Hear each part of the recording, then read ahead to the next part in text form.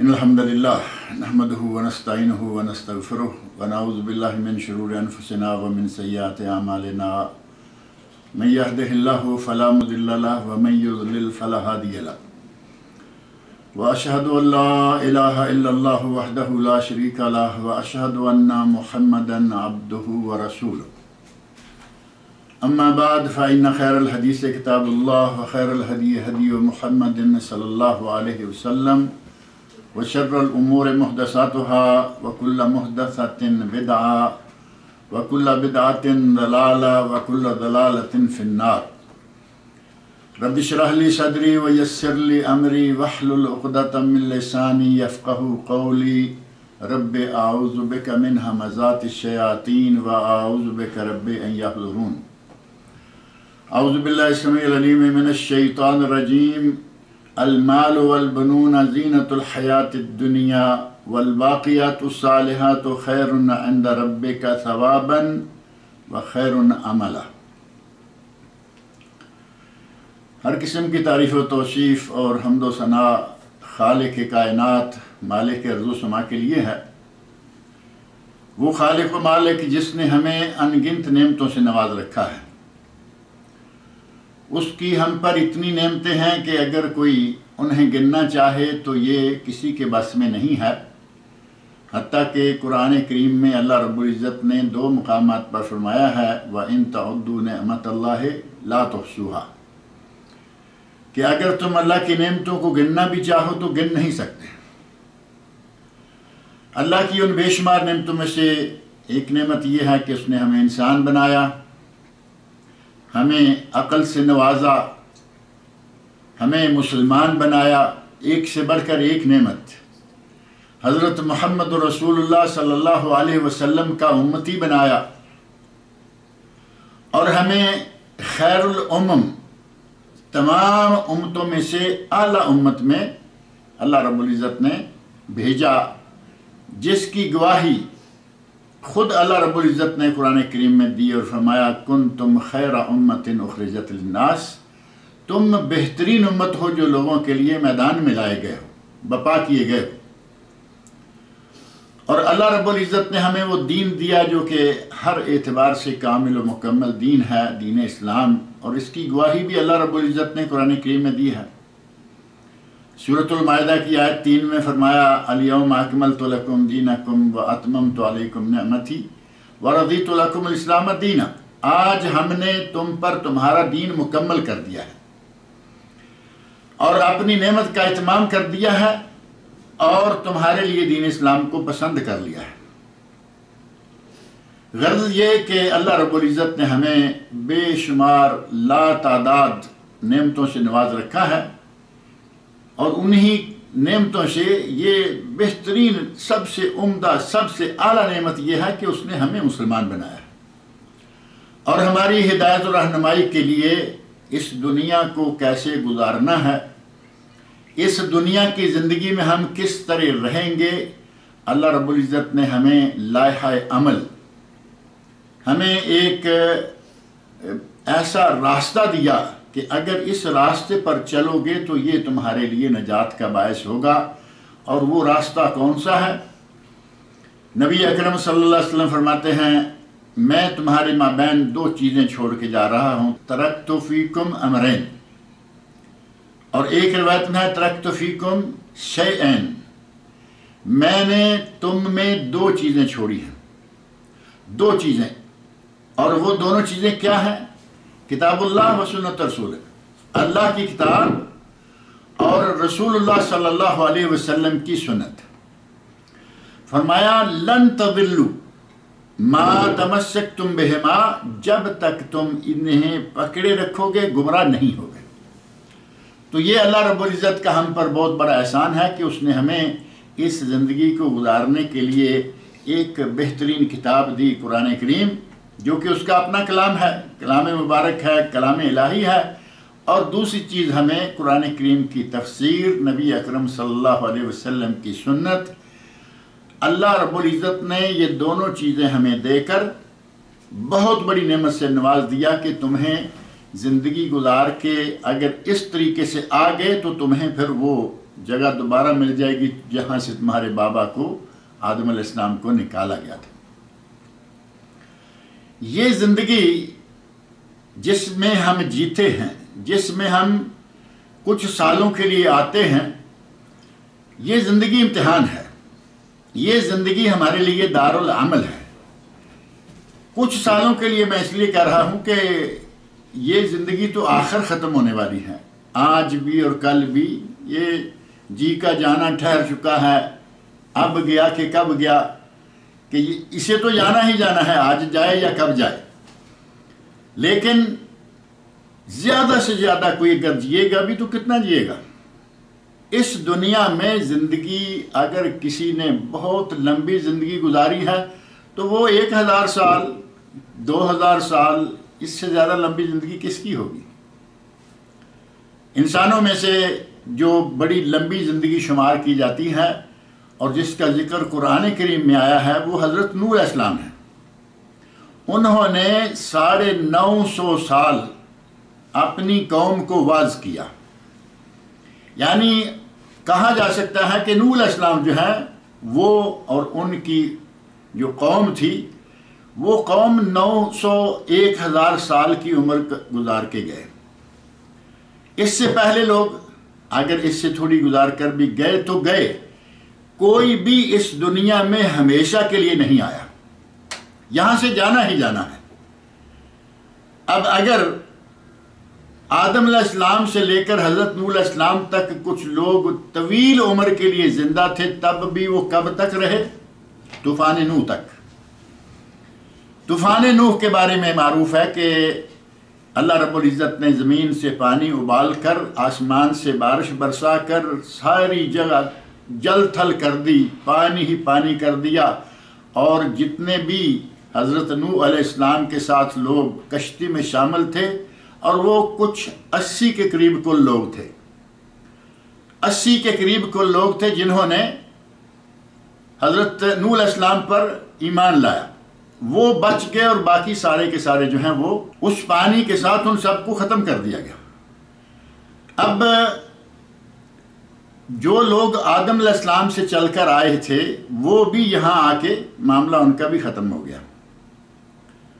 تو گویا 1000 سال کم و بیش، لیکن بالآخر کل نفس ذائقۃ الموت، ہر کسی کو مرنا ہی مرنا ہے۔ زندگی یہاں کسی کو بھی ہمیشہ کے لیے نہیں ملنے والی، ہر کسی کو مرنا ہے۔ اور نبی اکرم صلی اللہ علیہ وسلم نے ہماری زندگیوں کے بارے میں بتایا ہے، اعمار امتی بین 60 و 70، میری امت کی عمریں 60 اور 70 سال کے درمیان ہیں۔ اگر کوئی بڑی لمبی زندگی جیا ہے تو وہ 70 سال سے تھوڑا آگے چلا جائے گا۔ آپ خبروں میں سنتے رہتے ہیں، اخبارات میں دیکھتے ہیں کہ فلاں ملک میں ایک آدمی 120 سال کا ہو کے مرا، یعنی کسی کا 120 سال کے ہو کے مرنا ایک عجوبہ ہو گیا۔ 100 سال، 125 سال، 150 سال یہ بڑی لمبی زندگی شمار ہوتی ہے، لیکن بالآخر ختم ہو گئے۔ اعمار امتی بین 60 و 70، نبی صلی اللہ علیہ وسلم فرماتے ہیں کہ میری امت کے لوگوں کی عمریں 60 اور 70 سال کے درمیان ہیں، اور بہت کم لوگ ہوں گے جو اس سے آگے گزریں گے۔ اور جو آگے گزرے گا وہ یہ ہیں کم لوگ جو کہ 70 سے آگے تھوڑے بہت جاتے ہیں۔ اب یہ جو زندگی ہمارے پاس ہے، 60 سال ہے، 70 سال ہے، یہ ہے امتحان۔ اس دارالعمل میں ہمیں گویا کہ ایک امتحان میں ڈالا گیا ہے کہ اگر تم اس دارالعمل میں رہے اور اس امتحان کو پاس کر کے آ گئے تو سمجھو کہ تمہارے لیے تمہارے بابا کی جو گم گشتہ جنت ہے وہ دوبارہ تمہیں مل جائے گی۔ وہ جنت جس سے حضرت آدم علیہ السلام کو نکالا تھا وہ تمہیں دوبارہ مل جائے گی۔ اس جنت کو پانے کے لیے ہمیں اس زندگی میں جو امتحان ہے اس کو پاس کرنا ہوگا، کامیابی حاصل کرنا ہوگی۔ اور اللہ رب العزت نے یہاں ہمیں جن نعمتوں سے نواز رکھا ہے ان نعمتوں میں سے ہی ایک بہت بڑی نعمت مال بھی ہے اور اولاد بھی ہے۔ اللہ رب العزت نے قرآن کریم میں سورہ کہف کی آیت نمبر 46 میں ارشاد فرمایا ہے المال والبنون زینت الحیات الدنیا، یہ مال اور اولاد اس دنیاوی زندگی کی زینت ہے، اور والباقیات الصالحات خیر عند ربک ثوابا وخیر عملا، اعمال صالحہ وہ ہیں اصل۔ اللہ نے مال دیا امتحان کے لیے، اللہ رب العزت نے اولاد دی امتحان کے لیے، یہ دنیا کی زینت بھی ہے اور امتحان بھی ہے، کہ کہیں ایسا تو نہیں کہ انسان انہی میں گم ہو کر، انہی نے مال اور دولت میں مگن ہو کر کہیں ہماری راہ تو نہیں چھوڑ دیتا، کہیں اس کو جو ہم نے لاہ عمل بتایا ہے یہ اس سے ہٹ تو نہیں جاتا۔ گویا کہ اللہ رب العزت نے ہمیں 60 سال 70 سال 80 90 100 125 150 سال جو زندگی دی ہے، اس میں ہم نے ان چیزوں کے ہوتے ہوئے بھی اللہ رب العزت کی دی ہوئی شریعت، نبی اکرم صلی اللہ علیہ وسلم کے بتائے ہوئے طریقہ کے مطابق اگر زندگی گزار لی تو انشاءاللہ العزیز جنت ہماری۔ اور قرآن کریم میں اللہ رب العزت فرمایا ہے کہ کوئی ایسے بھی تو نہیں ہے کہ تم نے سمجھ رکھا ہے کہ ایسے ہی ہم جنت میں چلے جائیں گے، ابھی تمہیں ہم نے آزمایا نہیں، ابھی تم نے وہ امتحانات پاس نہیں کیے۔ تو زندگی جو ہے یہ امتحان ہے، اور اس امتحان کو ہم نے پاس کرنا ہے، اور اس زندگی اور آخری زندگی کے درمیان، یعنی اخروی زندگی اور ہماری یہ دنیاوی زندگی، اس کے درمیان 2 امتحان اور ہیں۔ ابو داود، نسائی، ابن ماجہ اور مسند امام احمد میں یہ حدیث ہے۔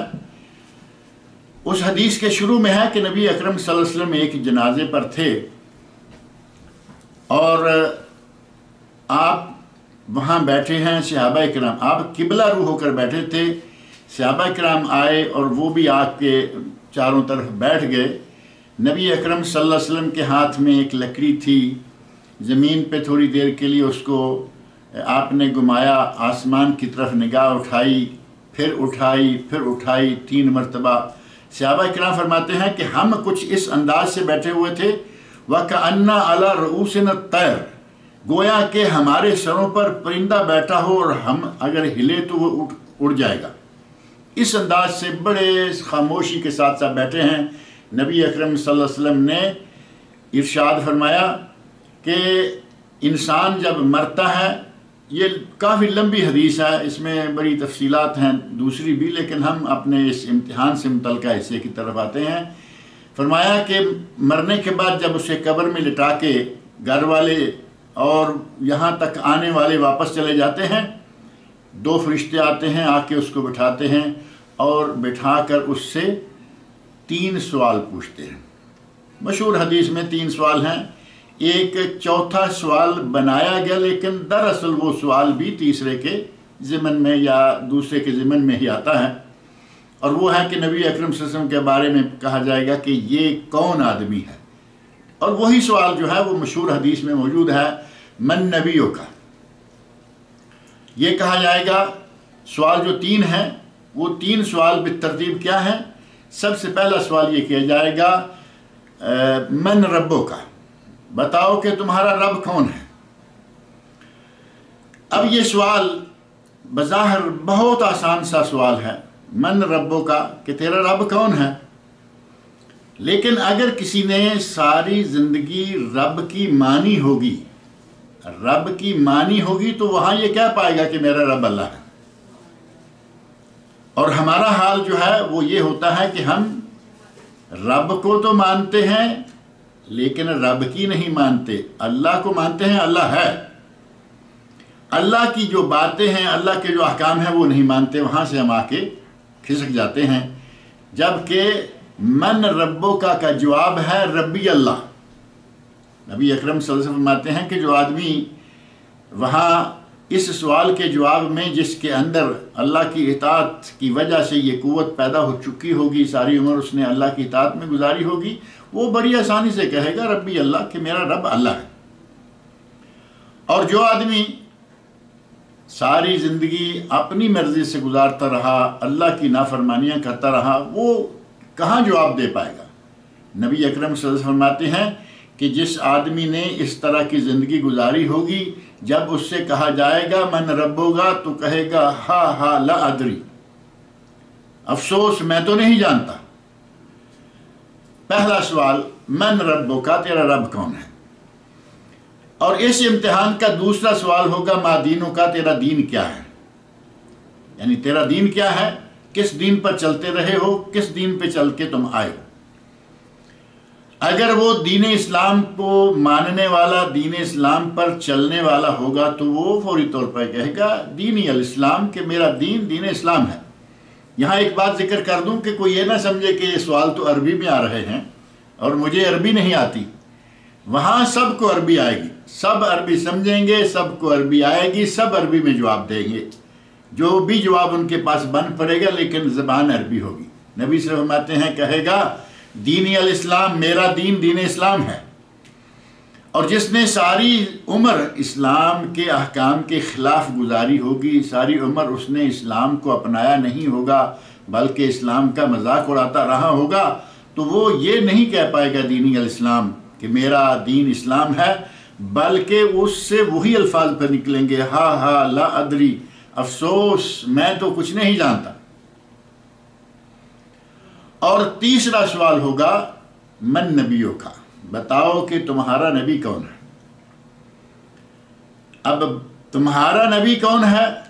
جو آدمی نبی اکرم صلی اللہ علیہ وسلم کی مانتا رہا، نبی اکرم صلی اللہ علیہ وسلم کی سنتوں پر عمل کرتا رہا، جو آدمی نبی اکرم صلی اللہ علیہ وسلم کی لائی ہوئی شریعت پر چلتا رہا، وہ تو آسانی سے کہے گا کہ میرے نبی حضرت محمد رسول اللہ صلی اللہ علیہ وسلم ہے، نبی محمد صلی اللہ علیہ وسلم۔ اور اگر کسی نے ساری عمر نبی اکرم صلی اللہ علیہ وسلم کی سنتوں پر عمل کرنے کی بجائے سنتوں کا مذاق اڑایا ہوگا، اور آپ کو یہ معلوم ہے کہ سنتوں کا مذاق اڑانے والے ایک دو نہیں، اور صرف عوام میں نہیں بلکہ بڑے بڑے پڑھے لکھے لوگ سنتوں کا مذاق اڑاتے ہیں۔ یہاں میں ایک چھوٹا سا اشارہ کر دوں، ہم اس طرف تفصیل سے نہیں جائیں گے۔ بعض مسائل ایسے ہیں کہ جن کا اگر ذکر کیا جائے کہ وہ اختلافی مسائل ہیں، ہمارے دین سے تعلق رکھنے والے، دور نہ جائیے ہماری نماز سے تعلق رکھنے والے بعض مسائل ایسے ہیں کہ جن کو کچھ علماء نے قبول کیا، کچھ علماء نے اس کو نہیں مانا، کچھ اس پر عمل پیرا ہیں، سنت رسول سمجھتے ہیں، کچھ اس کو کوئی منسوخ کہتا ہے، کوئی نہیں مانتا، اور کچھ ہیں جو باقاعدہ مذاق بھی اڑاتے ہیں۔ اور اسی پر بس نہیں بلکہ ایسی بہت ساری باتیں ہیں، اور دین اسلام میں سنتوں کو چھوڑ کر اپنی طرف سے بدعات کی ایک لمبی چوڑی فہرست ہے جو ہمارے لوگوں نے بنا رکھی ہے۔ اور ان بدعات کے نتیجہ میں نہ صرف یہ کہ ان کو جواب نہیں آئے گا، بلکہ محشر کے میدان سے جب وہ نبی اکرم صلی اللہ علیہ وسلم کے حوض تک پہنچیں گے، وہ صحیح حدیث، صحیح بخاری اور صحیح مسلم کی حدیث، حوض کوثر پر پہنچیں گے، نبی اکرم صلی اللہ علیہ وسلم وہاں تشریف فرما ہیں، اور آپ دیکھ رہے ہیں کہ میری قوم کے لوگ، میری امت کے لوگ آ رہے ہیں، بظاہر شکلیں جو ہیں وہ بڑی خوبصورت ہیں، لیکن جب قریب آئیں گے تو ان کے اور نبی اکرم صلی اللہ علیہ وسلم کے مابین ایک دیوار کھڑی کر دی جائے گی۔ آپ کہیں گے کہ یہ کیا ہوا، یہ لوگ جو ہیں وہ مجھ سے دور کیوں کر دیے گئے؟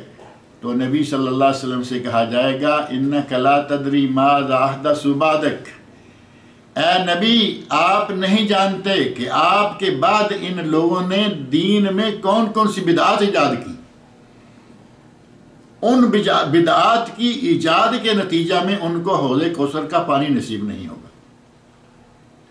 اور حوض کوثر کے پانی کا یہ ہے کہ اگر کسی کو ایک پیالہ مل جاتا ہے، گلاس مل جاتا ہے، ایک مرتبہ پی لیتا ہے تو اس کو 50,000 سال دوبارہ پیاس نہیں آئے، یعنی اتنا وہ مبارک پانی ہے کہ 50,000 سال ایک گلاس پینے کے بعد دوبارہ اس کو اتنی لمبی مدت تک کے لیے پیاس نہیں لگے گی۔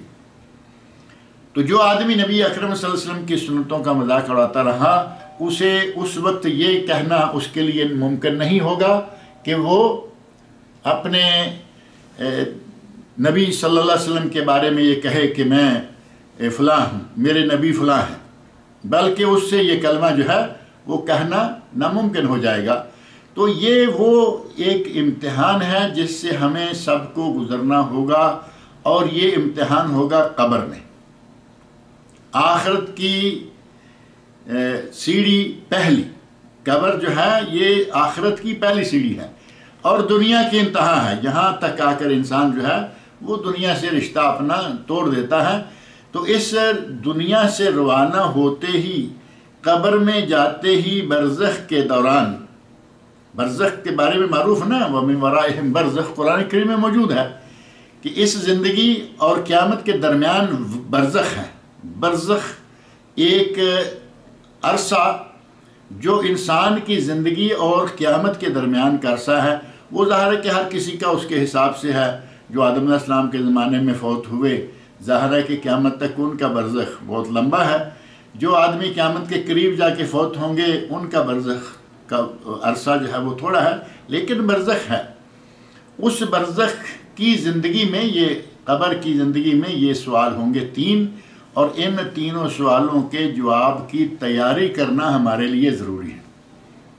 یہ چونکہ پہلی منزل ہے آخرت کی، اگر اس پہلی منزل میں آدمی کامیاب ہو گیا تو سمجھیں کہ وہ کامیاب ہو گیا، آگے کی منزلیں ساری اس کے لیے آسان ہو جائیں گی۔ اور ساتھ ہی یہاں ایک بات میں اور ذکر کر دوں کہ دنیا میں جتنے بھی امتحانات ہوتے ہیں، ان امتحانات میں ہم بڑی تیاریاں کرتے ہیں، کوششیں کرتے ہیں کہ یہ کر لیں وہ کر لیں، اور پھر بھی آ کے مسئلہ جو ہے وہ اڑا رہتا ہے کہ پوری تیاری نہیں ہو پائی، جبکہ تھوڑے سے جو سوالات ہیں وہ ہیں لیکن بتائے نہیں گئے کہ وہ سوال کون کون سا ہے۔ ان دنیاوی امتحانوں یا ان دنیاوی امتحانوں کے برعکس یہ امتحان دیکھیں کہ کتنا اسپیشل ہے، کتنا آسان ہے۔ جو کہا جاتا ہے نا کہ پرچہ آؤٹ ہو گیا، کبھی کبھی آپ یہ خبر پڑھتے ہوں گے کہ فلاں کلاس کے امتحان کا فلاں پرچہ آؤٹ ہو گیا، اور اس وجہ سے یہ پرچہ جو ہے وہ دوبارہ لیا جائے گا۔ آؤٹ ہو گیا کا معنی یہ کہ کسی بھی ذریعے سے اس پرچے کے سوالات جو ہیں وہ باہر نکل گئے۔ ایگزامینیشن ہال یا ایگزامینیشن تاریخ جو ہے امتحان کی، اس سے پہلے وہ پرچے لوگوں تک پہنچ گئے، تو یہ ہو گیا کہ امتحان یا پرچہ آؤٹ ہو گیا۔ اس پرچے کو دوبارہ لیا جاتا ہے، جبکہ ہمارا یہ امتحان جو ہوگا وہ آج نہیں بلکہ 1450 سال پہلے سے آؤٹ ہو چکا ہے۔ یعنی امتحان کی تیاری کرنے کے لیے کتنا یہ آسان طریقہ ہے کہ آپ کے پاس آپ کے ہوش سنبھالتے ہی پرچہ آ گیا ہے کہ بھئی یہ 3 سوال ہیں، ان کی تیاری کر لو۔ ان 3 سوالوں کی تیاری کرنا ظاہر مشکل نہیں ہونا چاہیے، لیکن سوال یہ ذرا تھوڑے انوکھے ہیں کہ اگر آدمی ان 3 سوالوں کی صحیح طور پر تیاری کر لے تو پہلی منزل سے صحیح سلامت گزر گیا، اور پہلی منزل سے صحیح سلامت گزر گیا تو سمجھیں کہ اس کی اگلی منزلیں جو ہیں وہ بھی اللہ رب العزت آسان کر دے گا۔ یہ ہے ایک امتحان جو کہ انسان کا قبر میں لیا جائے گا۔